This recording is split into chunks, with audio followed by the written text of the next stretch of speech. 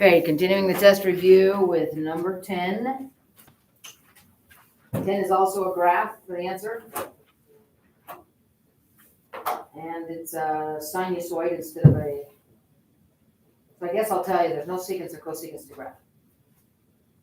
Number 9 is either a tangent or cotangent. Number 10 is either a sine or cosine. And to set your mind at ease, there is no vertical translation or horizontal. There may or may not be a vertical stretch or shrink, and there may or may not be a horizontal stretch or shrink. Those you can handle. Because those, when you're talking about sinusoid, are amplitude and period.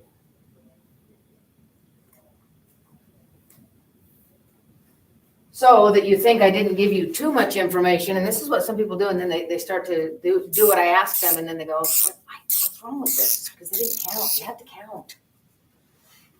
The graph thing that's offered to you is short here, and there's quite a bit back, there's a little bit back here, and then there's a lot out here, as you might expect. And then there are a bunch of marks. There are 4 on the top here, 4 down here. May or may not use them all. May not use, maybe a really, really short one between -1 and 1. You'll just have to wait and see. And then these are marked off like this.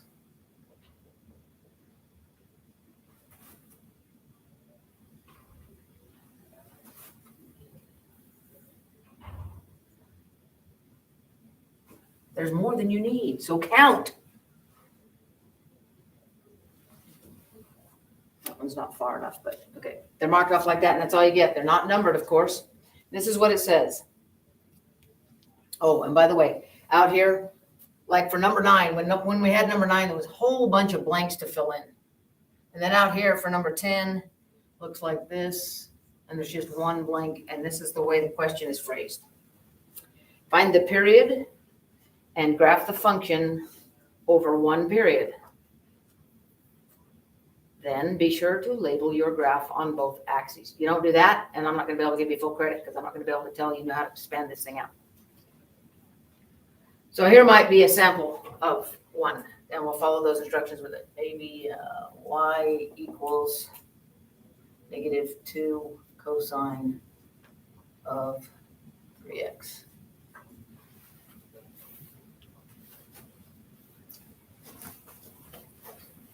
I always have straight edges if you want to use them. If you want to use a ruler so that you can make sure that it goes up and down as far as it should. Here's your 2 and -2. If you want to make a really nice graph, because I think you can tell us what the amplitude is going to be, right? Y'all clear on that? 2 and it's going to be, and you might want to just draw a very, very light dotted line here so that by the time you get out to here, you're not going higher than you should. I mean, I'm not going to judge you really hard on that, but it might be nice if you like making nice graphs that are proper. Okay. And we need 3 things. A is 2, which we've already accounted for by drawing those dotted lines. It's a reflection over the x. Make sure you account for that, if there is one. And you don't have to write this down. These are just notes for myself when I'm doing this. Make sure I follow everything. You don't have to do this. This isn't part of the problem. All I'm looking at is the graph and the answer you put in the blank over there. Also, the period, which is equal to 2 pi over b in a sinusoid. Period length is 2 pi thirds.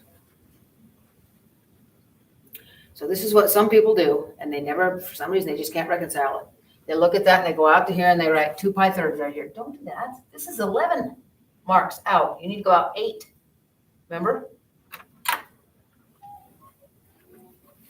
So we've got 1, 2, 3, 4, 5, 6, 7, 8. That's where you need to put the number 2 pi thirds. Remember how I taught you to do this? Oh, bummer. You go out 8 marks, or if you're doing a graph from scratch, which you're not on here, you'll just go out a ways and put a mark, 2 pi thirds. Then you go halfway through and put a mark and put 1 pi thirds. Yeah. Then you go halfway from there. You go back down here and divide that in half. That would be pi sixths. Do you understand that half of pi thirds is pi sixths? Yeah. And then cut that in half, you get pi 12. So that's what you're counting by. That'll tell you what you're counting by. And I expect to see at least 8 references here. You could go on here if you want. You don't have to, because we only need one full period of the graph. So this tells you, once you get down to this first mark, dividing in half and in half and in half, it tells you what you're counting by. So this is 1 pi 6 or pi 12ths. This is 2 pi 12ths, just reduced. This is 3 pi 12ths, which would be pi 4ths. This is 4 pi 12ths, pi 3rds. This is 5 pi 12ths, which doesn't reduce. 6 pi 12ths would be good. 7 pi 12ths doesn't reduce. And that should be, by the time you get to here, just to check yourself, 8 pi 12ths, and it is. You with me? And you don't have to go any farther than that. You can if you want, and you come back and track it here if it's really important to you to have everything labeled. But I need 8. And then you just start putting things in. Cosine, that's negative, reflected over the x-axis starts here. Yes? Y'all agree? And then you go 3/4 of the way down here. And I know it's going to be right in the middle of your numbers, and that's okay. 3/4 of the way down to 2 is about 1.5. So we go there. And then this is 0. And then 3/4 of the way up, which is about 1.5 again. And then all the way up here, down, 3/4 of the way down, and there. And then do your best to connect it. I'm not going to grade you on how well you do a dot to dot. That would be 1 full period of that particular function. And then over here, remember it said right at the beginning of the instructions, find the period. You did graph it. You found it. So over here, you're just going to write p equals 2 pi 3rds for this problem. So let me read the instructions again to show you that we followed all the things that were asked. It says, find the period, there it is, and graph the function over 1 period. There that is. Be sure to label both axes. We did. It would be probably better. I mean, the 2 and the -2 is full credit, but to be complete, I suppose we should do this.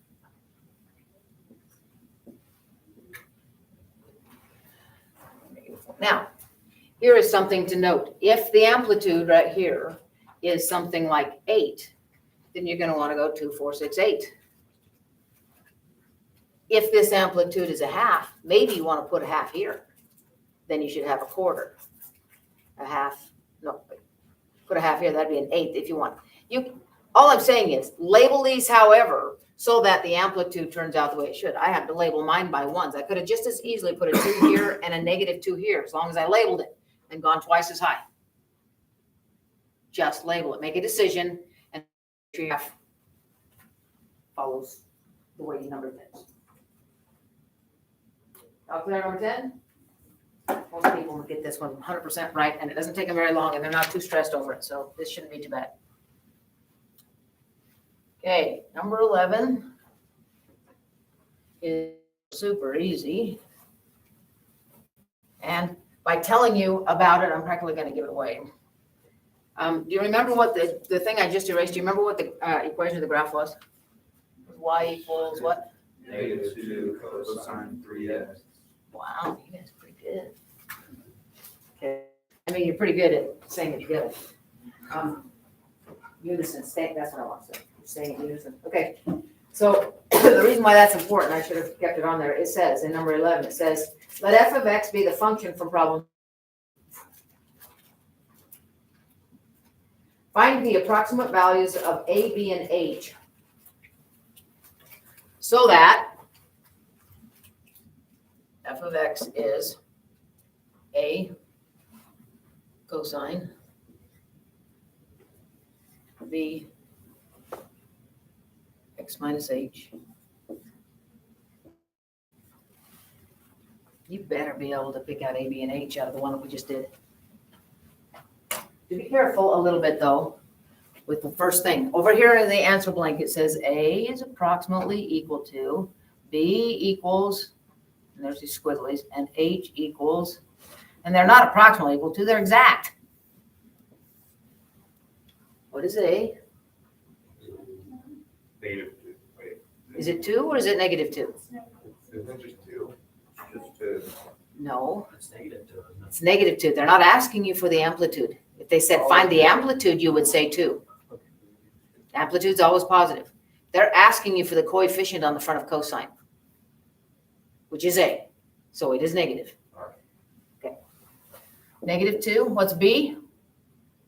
3. 3. Don't get confused. They're not asking you for the period. They're asking you for the coefficient on x. What is h? They didn't subtract anything in this case, so it's 0. And it's no harder than that. That's it. You're done with that problem. It's kind of dumb, but at least it's 3 points. It is a 3-point question. I think it's worth 1. You miss any piece of it, you miss it. Pretty easy to pick things out. And the thing is that they tell you in number 11, they give you this. You don't even have to have that memorized. They just have it for you. You just have to identify which things go in which spot. It's no big deal. Okay. Yeah, it's all there. It's just really easy. Number 12 is super easy too. It's so easy that it's insulting, but you'll take it, right? Yes. Here's what it says in number 12. Use a calculator to find the approximate value of, and it will be one of the inverse trig functions. I'm going to tell you which one. And it even tells you, I'm not going to tell you this either, it even tells you in the last sentence what mode to put it in to get it correct. So you're all set. And it could be radian or degree, but I'm not going to tell you which one. Just read it carefully, what it says, and it's just that easy. Nobody misses this, yes. Wait, so it's literally, it doesn't mean like if you like an interval, you just find the first, you just plug it in your calculator completely. They're going to have you inverse sine, inverse cosine, or inverse tangent a Okay. number. Oh, it's like inverse. And it can't, the calculator can't help but give it to you in the proper quadrant, because there's only 2 for each one. And the calculator will give it to you in the quadrant that you ask it to. It's just a plug and check. I mean, it's insulting. Just get it in the right mode and do what it says with an inverse trig, okay? Write it down. It doesn't even tell you how much to round it, so I'll take any rounding that's reasonable. Typically, in all of the books of tables that we used to have to use, 4 places was what they did. If you did 2, I wouldn't do 1, and I certainly wouldn't do it with the whole number. Put a few decimal places on it. So, number 12, super easy. Number 13 tends to be just as hard as 12 was easy. Okay, number 13 is this one that I'm going to show you and give you a couple of chances to practice it. So those of you watching this video, you should have plenty of time to just let it play and practice these, because that's what everybody else in class is going to do. If we go on before you're done, then just stop the video. Here is an example, which I will show you how to do, and then I'll give you, or maybe do 2, and then I'll give you 3 or 4 others until you're pretty sure you know what you're doing. Okay? All right, so this is like what you're going to have to do. Sine inverse of sine of pi eighths. No, 8 pi's, sorry.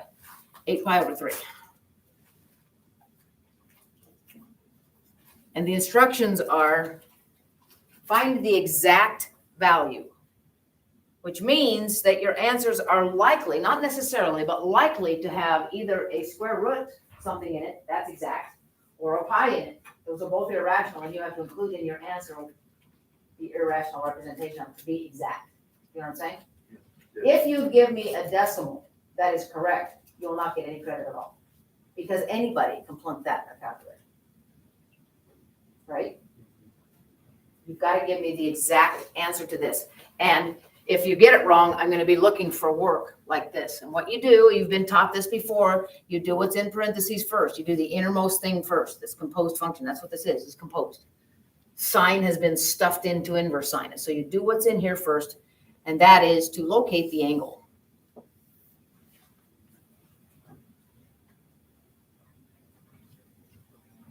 What quadrant is 8 pi thirds in? Second quadrant with the reference angle up? Wait, it could be 60 degrees. Yeah, pi thirds. Okay. So here's what we're saying. Right here, if you come around to there, that's 6 pi thirds. That's your counting, right? You with me there? 6 pi thirds. We got 2 more to go. Here's one of them at 60 degrees, and another 60 degrees gives me 2. So the angle is right there, and the triangle is a stand-up 30, 60, 90 with a reference angle of pi thirds. Do y'all understand how to locate it? Yeah. I would highly recommend at this point that you put the values on here with their correct signs that go with this, so that you've got something to look at for the rest of it. Or maybe not. I don't know. You don't have to put, no, I don't think I would. Backing off on that, everybody watching. We'll put these on if we need to. Let's take a look at what we've got here. Now, we've located this. Oh, you know what? I think I will. It's my prerogative as an old person and a woman, so leave me alone. All right, so I'm gonna put those back on. Okay. All right, so we placed the angle. That's the innermost thing that's going on is that angle. We placed it in the right place. We put some information on it that we know about this particular angle, and we want to sine that angle now. So what is the sine of this angle? This angle that went wrapped clear around to there. Root 3 over 2. Okay, so to this point now we are going to try to inverse sine root 3 over 2 because all of this turned into this. Does that make sense? Okay, now this inverse sine of root 3 over 2 is not going to be this angle because the inverse sine of something can only be looked for in this quadrant and this one. So the question is, what angle do we know of in this quadrant or this one whose sine is root 3 over 2? Yeah, it's this triangle right here in quadrant 1 or 2 that has the exact same sine. This is root 3 over 2 also. And this angle is pi thirds. And so the answer to the whole thing is pi thirds. And that's what you put in the blank. And that's exact. Did you follow that? Yeah. How come you can only look at those two quadrants for sine? Because if we tried to graph inverse sine outside these quadrants, we would have a non-function. Serpentine up the y-axis. Remember? And we study functions. You flip it up here and it wouldn't be. If you graphed inverse sine means to switch all the x's and y's on sine. So instead of having sine go like this, your sine function would go like this. Yeah. And it wouldn't pass the vertical line test. Would not pass the vertical line test. But if we restrict it to only go from negative pi fourths or pi halves to pi halves, then we have a function. And we have all the possible values that sine can ever take on in that little restricted region. All the negative ones will be down here, all the positive ones will be up here, and we've got every possible sine value that we could get. But they're all, any angle that's the answer to inverse sine must be found here or here, between negative pi halves and pi halves. So if your answer to this question, inverse sine, is bigger than pi halves or smaller than negative pi halves, you got the wrong answer. Okay. So the answer is that angle. The answer is the angle. Because remember what inverse sine, you got to remember and remind yourself how you ask this question.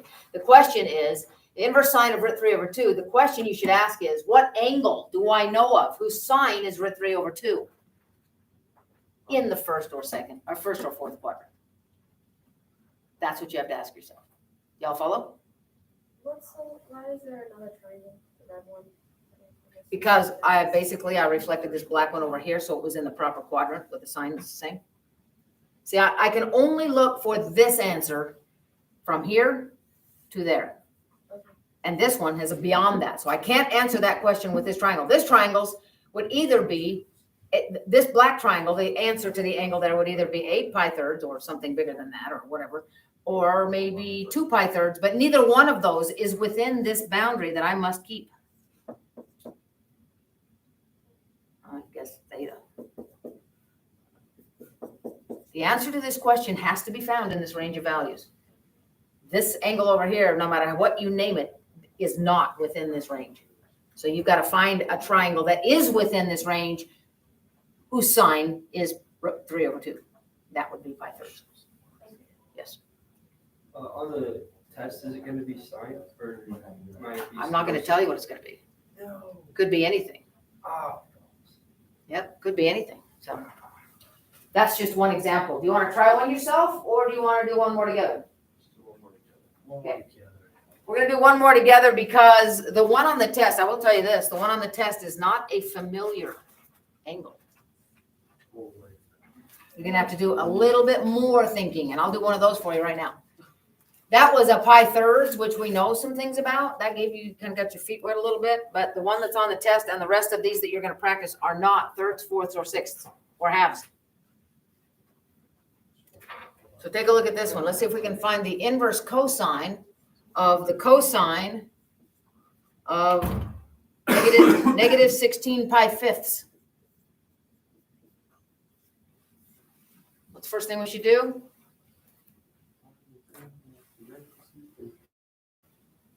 We gotta find that angle. We gotta position that angle properly. In my opinion, that's what we need to do in order to understand this. And we gotta go backwards because it's negative. So if I start here and head clockwise, which is backwards, by the time I get to here, how far have I gone if I count properly with what's been given to me? 5 pi fifths. No, 10 pi fifths. Oh, did you go all the way? I went all the way around, Oh, sorry. I'm Yes, sorry, yes, yeah. I'm sorry. This, you're right. This is 5 pi fifths. This is 10 pi fifths. This would be 15 pi fifths, and this would be 16 pi fifths. So it is right here with a reference angle of pi fifths. You agree? Yeah. Okay. If I make this a 1, what I think is a 1, and drop this down like this, now I cannot just put things on the triangle. Can't do it. So I need something. So you can use any variable you want to figure out, to write down what is the cosine. I can't put a 1 there. This is a unit circle. You can put anything you want on the radius, and I suggest a 1. So what do you want to call the cosine of negative 16 pi fifths? Just what do you want to call it? A. Good choice. That A goes right there then. You can use anything you want. I don't recommend X or Y or theta, but you can use anything you want. I just want to call it A. You see that this length right here is the cosine of that angle? Question? Isn't this just gonna be pi fifths? Yes, it is, but just hang on.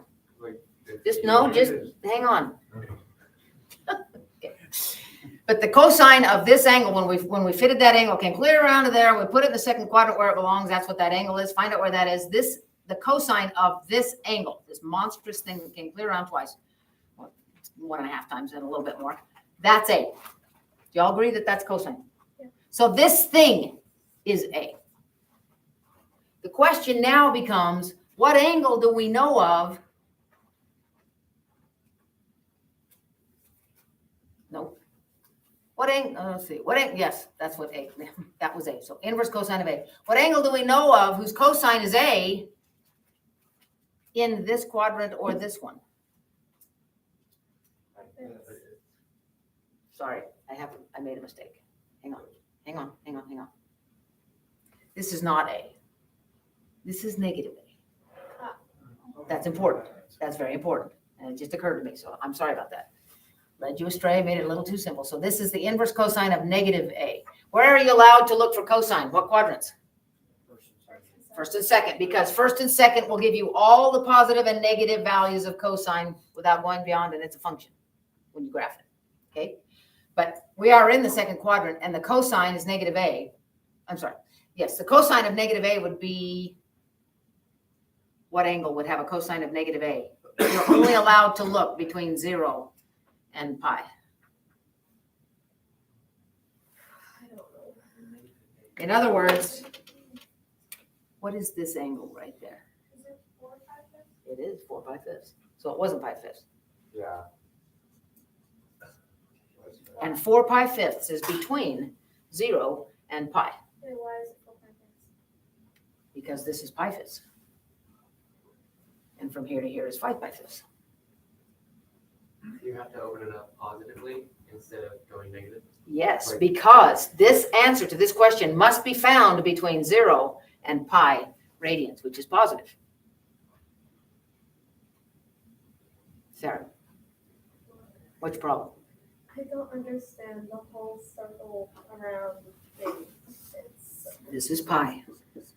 And if you're counting by fifths, then this is 5 pi fifths. This is pi fifths short of making that around. So this angle right here isn't quite 5 pi fifths. It's 1 pi fifth short, which is 4 pi fifths. And 4 pi fifths is a proper fraction of pi, so it's between 0 and pi. That's the only places we're allowed to look. So the answer to this question is 4 pi fifths. This problem's hard.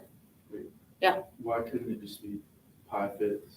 Because like on the last one, you just made another triangle in quadrant 1, and it was the same Okay, the reason I did that is because I was only allowed to look in the first and the fourth quadrant, and my angle was over here, so I had to reflect it over into one of these quadrants. Right. This thing already is in one of the quadrants I'm allowed to look in for cosine. Okay. So what is its angle that we opened up to get there? 4 pi fifths. 4 pi fifths. It has to be 4 pi fifths. Can't be anything negative, can't be pi fifths, because pi fifths is right there. It has to be in quadrant 2. Yes, because this triangle that I drew, when I finally drew that angle right there, it ended up in quadrant 2, and that's one of the quadrants I'm allowed to look in. So I will use this terminal side. I don't have to flip it over or anything, or readjust it or put it in a different quadrant. So I will use this terminal side, but the answer to the question, this angle right here, has to be between 0 and pi, and it is. So you would only flip it over if it's in like. If it's in a quadrant you're not allowed to look in. Yeah. Okay. Then you flip it over into a quadrant that it is and find that terminal side in between the two values you're allowed to look for that particular trig function. It's a lot to think about. You want to try one on your own? Yes. All right. I will leave this one up here for this example. The next example I put up, you're gonna have to do cold, see if you can do it from start to finish without any examples to look at. So everybody find this. The inverse sine of the sine of, here's a good one, 23 pi ninths. Do your best. Work with each other if you like on this one, but by the time we're done, I've got 6 examples is all. By the time we're done, you better be able to do it on your own. Give it a try. I'll be around to help if you like. If you are not 100% certain of this and you get it wrong and I'm looking for work, I had better be able to see where you put the angles. I can see that part was right. So make sure you're drawing pictures. Good science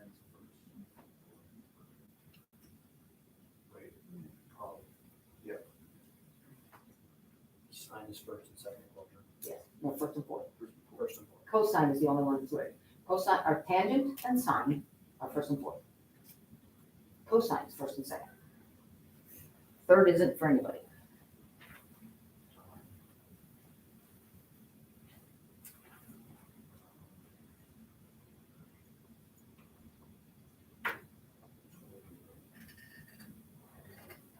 It's positive, so count. Okay.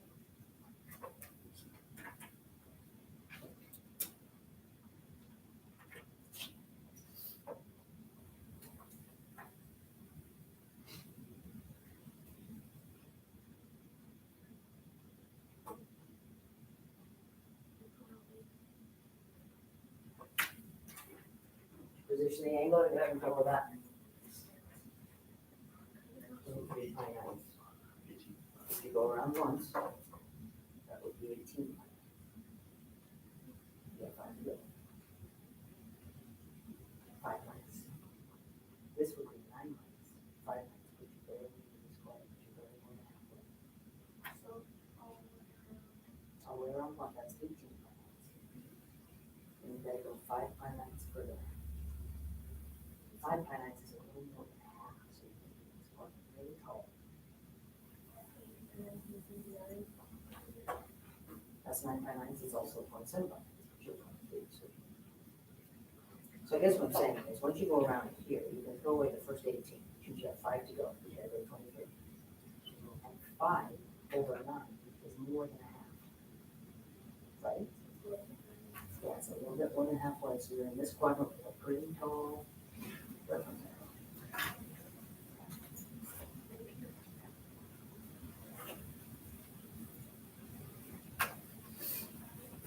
If you are concerned that you can't count this properly, if you're not really sure if you put it in the correct quadrant because you're not used to counting by ninths or whatever like that, you can convert this to degrees.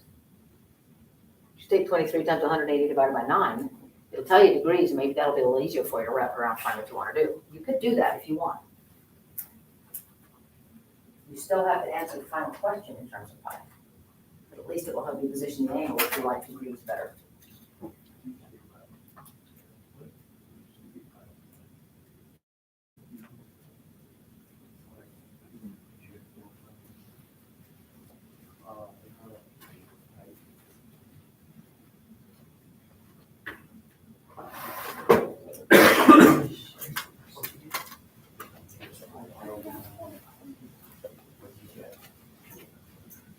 So wouldn't I have went the other way because it's positive, so I would You go counterclockwise.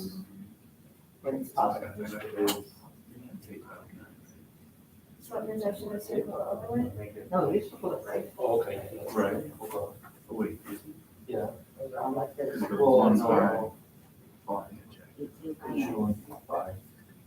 It should only be 4.5 minutes. How do I figure out So it's like 4.5, 4.5, that gets you 9, right? Because it's half. Oh. Question is, what is the sign of that angle of the usual? So it would be, So it should be 5 by. it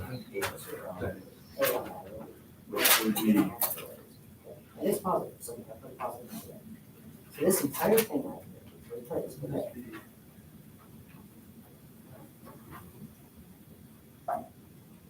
Okay, so the question now is, in this coordinate, It's 18. what angle has a sine the same as this? All the way around. Like this over here. And then you have 5 times left, and that's what they want you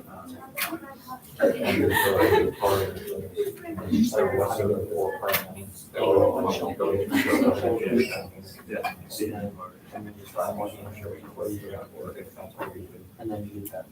This one going on here. This was 5 by 9, right? and they'll say which one it is, yeah. And you asked me about that. 4 pi. Yeah. 4 lines, because altogether there's 9 around that. All right, so we'll do this. This was 4 lines. That's the sign of that 4 by 9 in there. Wait, so I swear I did what you were wondering. 4 by. You guys have an answer? 4 by 9. 4 by 9 is correct. Do you want to walk through it? Yeah. Let's walk through. Okay, really quickly, without spending a huge amount of time on this. This would be 18 by 9. Right. We've got 5 to go. And 5/9 is more than a half, so we're gonna go more than halfway, but not much. It's about right there, so maybe a little bit more, okay? So this is where we draw our terminal side. Draw this down to here. We are obviously, I hope it's obvious to you, we're in a quadrant we shouldn't be in for inverse sine. This angle right here, I mean, if this was 5 pi ninths from here to here, then this angle is 4 pi ninths, yeah? That reference angle. The angle itself is actually 23 pi ninths, but the reference angle is 4 pi ninths, and the sine of that is A, and it's positive. So what triangle could I draw in the first or fourth quadrant that has the same sine as this triangle? And the answer is this triangle, where this is 4 pi ninths, has the same sign. So the answer is 4 pi ninths, because it's in the proper quadrant whose sign is A, because this was A. Okay? I'm going to erase all this and try another one. You ready? Yeah. By the way, you've probably got the hint that from the ones we've done, it will either be a sine or a cosine. I'm not going to tell you which one. And the one on the test is like kind of goofy like that one. Yes, kind of goofy like that one. Yeah, it's goofy in the fact that its denominator is not a 3, 4, 6, or 2. It's not. It's something else. And so you're going to have to use this A notion of a sine or cosine. Okay?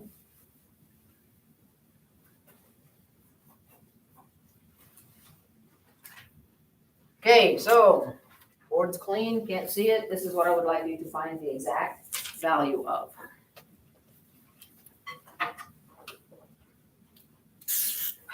The cosine, the inverse cosine of the cosine of 20 pi sevenths.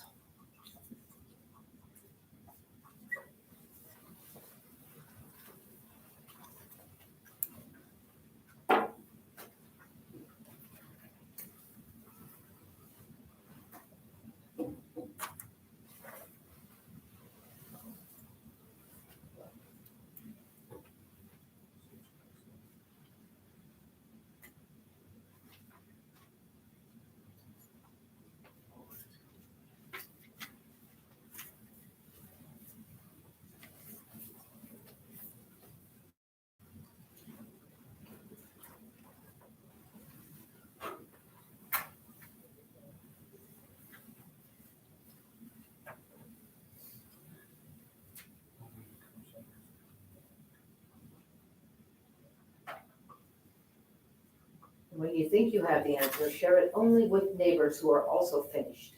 Don't show anybody until they've had a chance to get cleared up.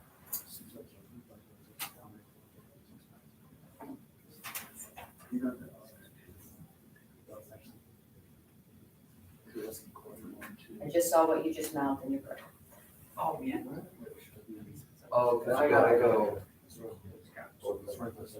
Remember where you can look for inverse cosine. Where? Or if it's negative. What do you do? Our blue. Wait, so I have a question.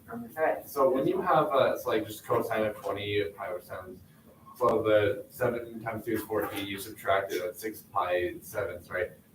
And that's already in the quadrant, so. can you right, really just then leave answer it it, at yeah. that? If it's already within the range of values that you see, then that's it. In this case. Just let it where it equals 0, and do the rest. It's like, That's simple. So this is cosine of quadrant 1 and 2, sine quadrant 1 and 4. And tangent, which won't be on this part of the test anyway, but tangent's also in 1 and 4. So I'll tell you why that is. It's because sine and tangent are odd functions. Oh. Cosine's an even function. That's why they have different quadrants. Well, that's not why, but part of the explanation. Is everybody still working? Darren? Yeah, it's okay? You need any help? I don't know.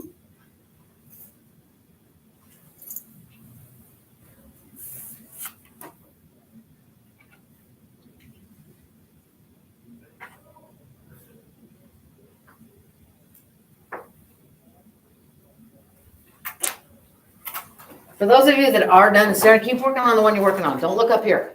But for those of you that are doing it, how would it change? What would you do if this were 23 pi 7ths? Try that one. Those of you that think you know what you're doing. And Sarah, keep going on the one you're on and I'll help you do it. No. Oh, no, I get it.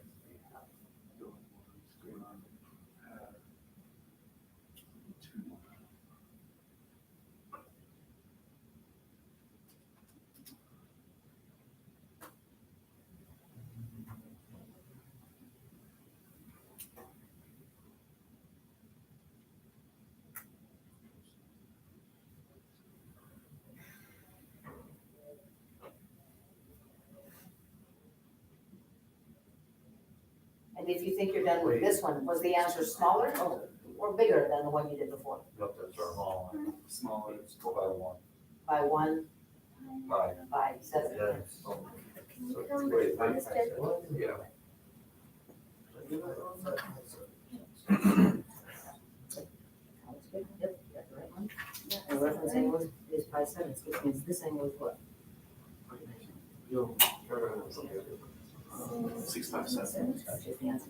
This one's 5 Because that's the angle that you would open up to. So you're already in the first, second quadrant, that's good. If your triangle lands in one of the quadrants you're allowed, just find the angle that makes that triangle solid. That's pi 7ths. That, so it's cosine, right? So that is how I want it. Oh, yeah, so that's gonna be 1 then. Oh, you usually see that, so you think that, so it's what would be to be negative A, right? And you have to find it, so what? What'd you guys get for the first one before I changed Where it? would it? 6 pi 7. 6 pi 7ths, good. What do you get for this one? 5 pi 7. 5 pi 7ths. Just find somewhere in this Do you all agree that it's 5 pi 7ths, except for Sarah who hasn't had a chance to work on it? Khaleesi, you're not participating much. Are you doing okay?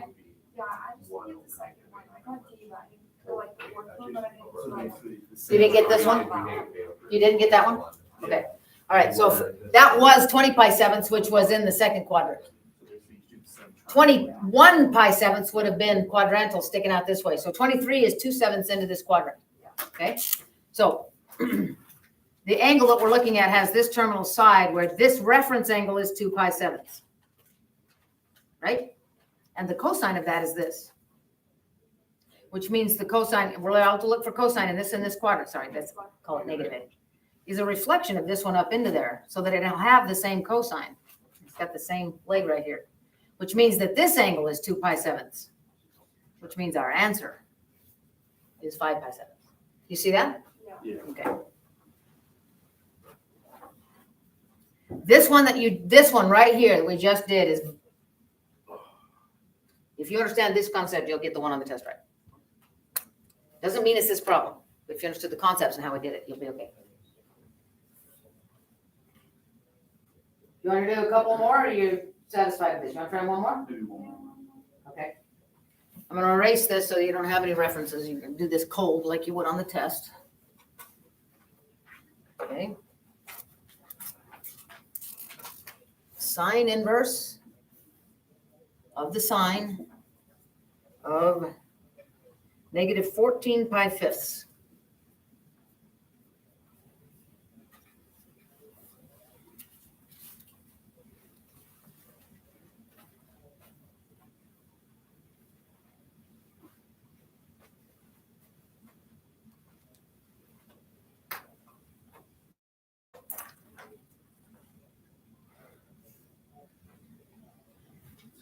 Do I go clockwise?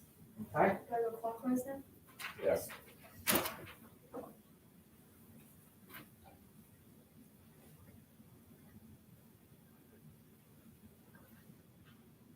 Kind of makes me wonder how long that idea of clockwise and counterclockwise will last in our language. Because nobody has clocks like that. Or if they do, no one knows how to read it. That was a big part of my third grade. I was learning how to read clocks.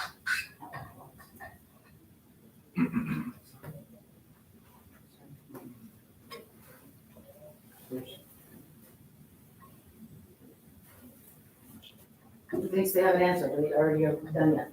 What do you think it is? Negative 5. So I got. Some of you are nodding? That's correct. Does anyone want to see how we get it? Yeah. Or are you pretty convinced yet? No, not yet? Okay. So you find this angle by going clockwise, you're right, and we count carefully by fifths. If I go clockwise, this would be 5 pi fifths, 10, 14. Because this would have been 15 pi fifths. No. This would have been, sorry, let me try that again. 5, 10, 15 would have been right here. Sorry, it's over here. You were right, Sarah, and I was wrong. Okay, good. Okay, so it is in this quadrant. We are, and what's this reference angle right here? If I was counting, look, it's going 5, 10, this would have been 15, but I was supposed to stop at 14. So this angle is what? Pi fifths. That's the reference angle. Draw a triangle. What's the cosine? I'm sorry, what's the sine of this? Right here, right? That's the sine of it. And so this is in one of the quadrants I'm not allowed to look. In which quadrant will I find the answer if I'm allowed to look in this quadrant and this one? Fourth quadrant, because that's in fourth quadrant is the only place where I'm going to find a negative sign. So I'm really flipping this triangle over this way. Now, if this were the problem on the test, a lot of people would answer this 9 pi fifths, but that's outside the range of inverse sine. That's why it has to go this direction, because it has to be between negative pi halves and pi halves to an inverse sine here. So we have to get our angle by going this way. If we got our angle by coming around this way to get that angle, we will have surpassed pi halves and gotten outside the range of values we're allowed. We have to go this way, because that's between negative pi halves and pi halves. But that's this reference, this angle over here in the fourth quadrant also has a reference angle of pi fifths. But we have to call it negative pi fifths to fit in between here and here for the correct answer in that range of values. Okay? Okay, so that's what that one's gonna look like. I can make these up all day long, though they're not really fun to do, but I can if you need some more practice. The next problem, super easy. If you remember that when we are talking about oscillating things, that is like slinkies with weights on them that are going up and down, you know, or wheels that are going round and round, the top of the wheel goes in, it goes in. That's a sinusoid as well. If you remember that when we're talking about practical things, not just learning the skills in trig, that typically this equation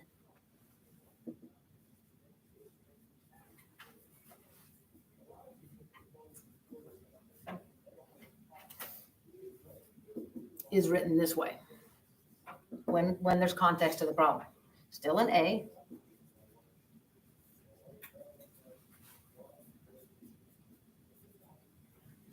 It's actually X minus H. Those are the variables they use when there's context. It's the same stuff. Everything, whatever sits in the correct position is still referenced the same way. So if you have a situation like this, I'm going to give you an actual situation. Let's say y equals 3 sine of 4x. I'll just stop there. And I ask you, in this situation, what is omega? You would answer Oh, 4. Okay. And let's see, that's not quite what I wanted to ask. It's a little tougher than that. Let's see how they ask this. They say something like this. Oh, they have it just written like this. I had it wrong. They don't give you any specifics. Sorry. You have to write it or have to figure it out. They give you this. This form includes everything. This one doesn't have any phase shifts or vertical translations. They've just got it written like that. They use t instead of x quite often when they do this because it's usually it's a function of time. This is like this without a horizontal or vertical translation, right? Okay. So this one on this one says, it's really easy when you know what to do. The math is really easy. It gives you a formula like that. It doesn't say y, it says d because it has to do with vertical distance that the slinky's going up and down, so they use d here. All these variables are replaced with something else. It's okay, as long as they're sitting in the right position. And it says, find omega if it takes 0.76 seconds to complete one cycle. Find omega if it takes 0.76 seconds to complete one cycle. What is 0.76?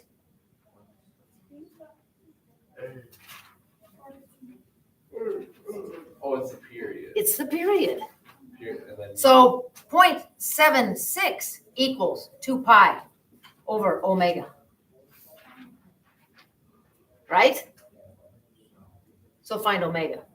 If you understand that omega serves the same place B does, then the period is equal to 2 pi over B. It's 2 pi over omega here. And the period is what they gave you in the equation. So we do 0.76. The math is easy, like I said.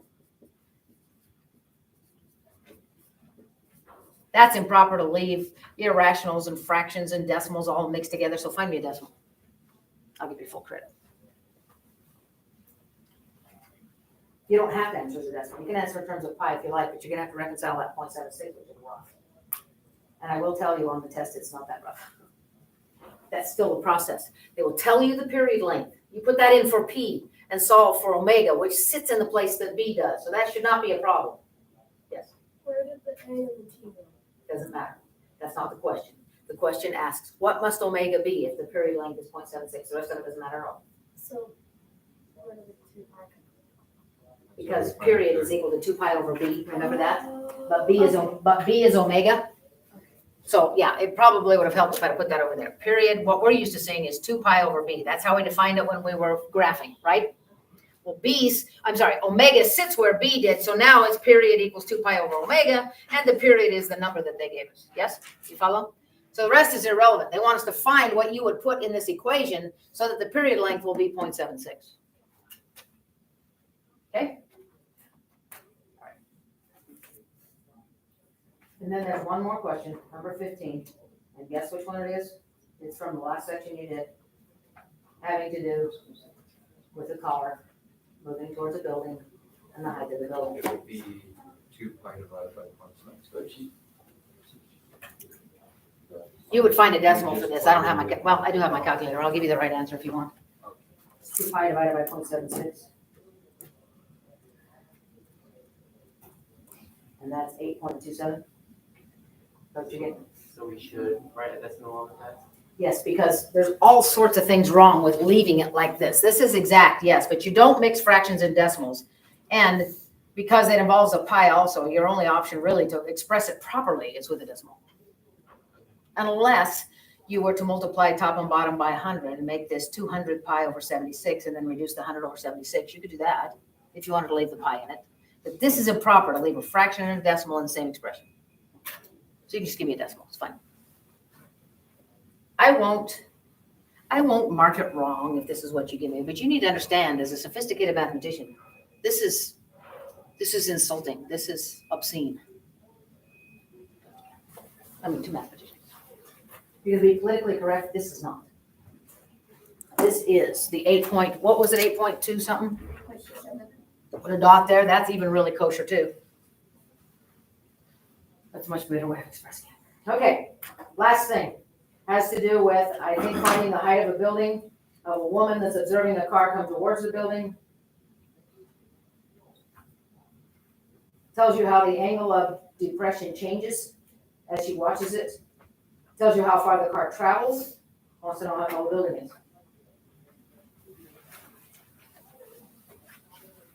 No picture. There's no picture to go with it. So you're gonna have to be able to draw from the words. And the words say something like this.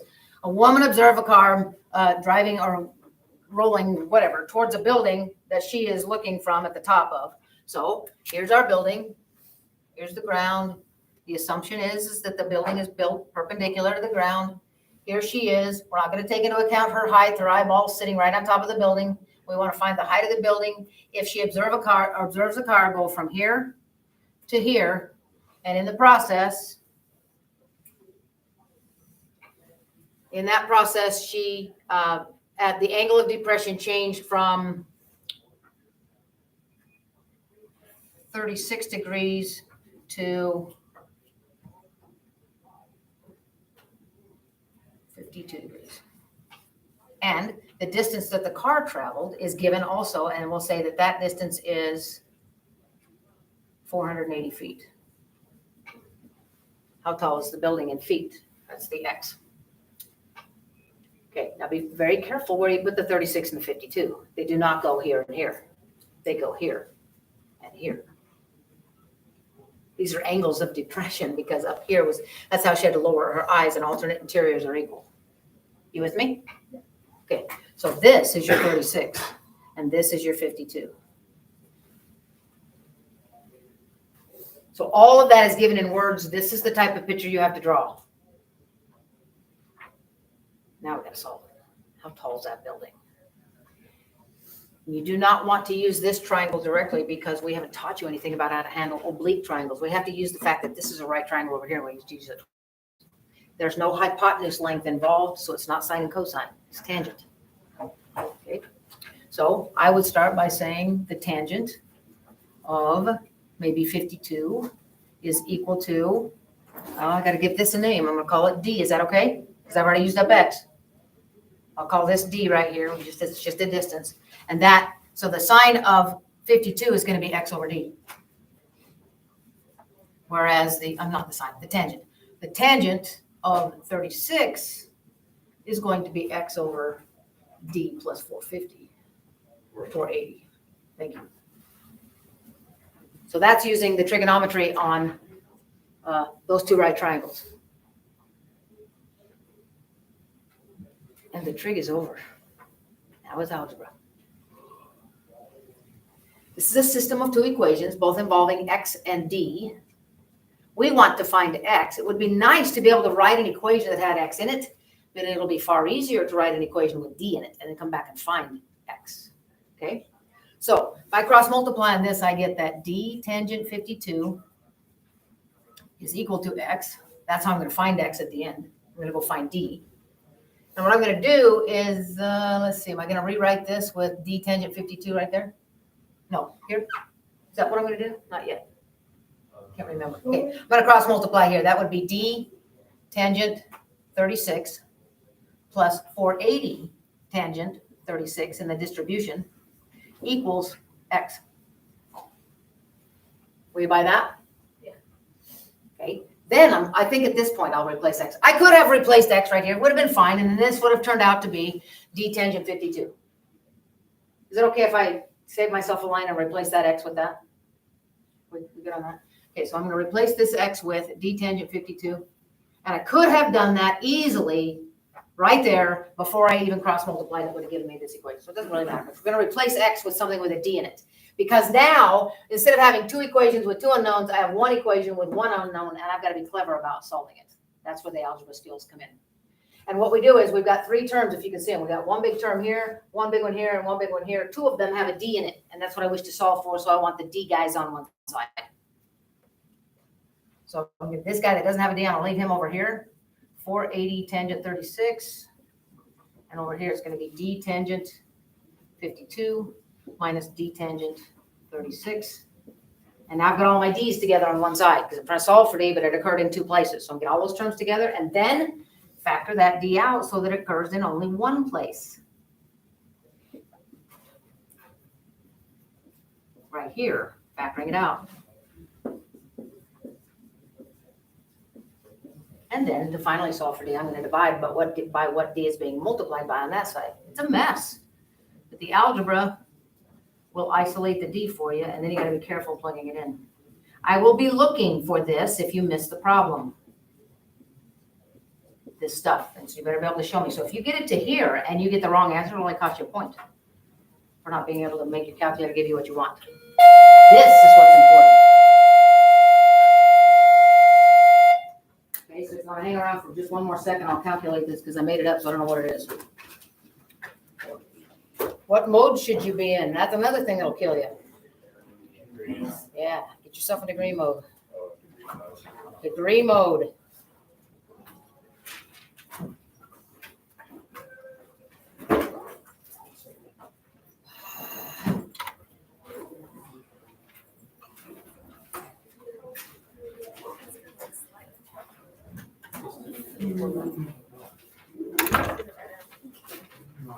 We're taking this Monday or Tuesday? Tuesday.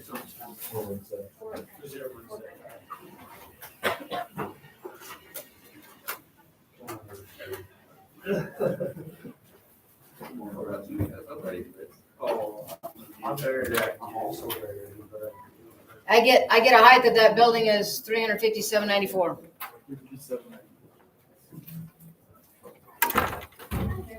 I got a value of this for 279.66, but I have to plug it back in here to find X. If you give me an answer of 279.66, that'll cost you a point too. Because getting D is not what we want. We want X. So you multiply by the tangent of 52 and you get 357.94. In other words, 358. It's about 358 feet tall with the stuff that I did. Would it still work if you did the opposite angle of those? So like if it was tangent 38 equals D over X. Sure. And you do the same thing with that. So You mean these angles right here? Yeah. This angle here and this one? Yeah. That should work, sure. Okay. I did a question on the homework like That that. should be fine. That's great. Not a problem. That should work great. Thank you. Okay, see ya. There you go. Okay, see you later.